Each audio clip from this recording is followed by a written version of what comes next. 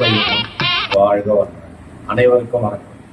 அனைவருக்கும் இனிய சித்திரை திங்கள் தமிழ் புத்தாண்டு நல்வாழ்த்துக்கள்.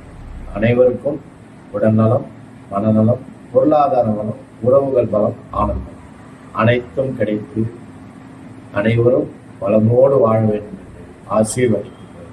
அண்ணாமலையாரின் அருளால், அருணாச்சலத்தின் மகிமையால், 18 சித்தர்களின் அருளால் இந்த உலகம் முழுவதும் உள்ள அனைத்து ஜீவன்களும் வளமாய் வாழ மனதார வாழ்த்துகிறோம்.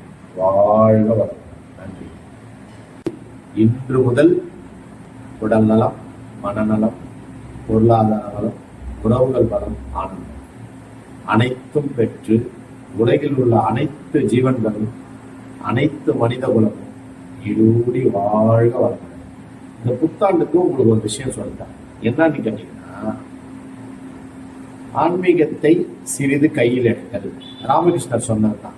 பலாப்பழம் போன்றது கரடு முரடானது வாழ்க்கை.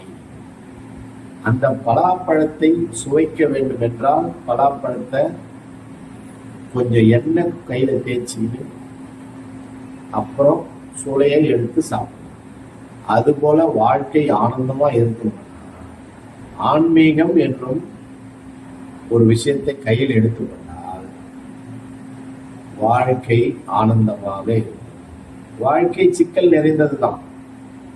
சிக்கல் இல்லாத யாருமே இல்லை.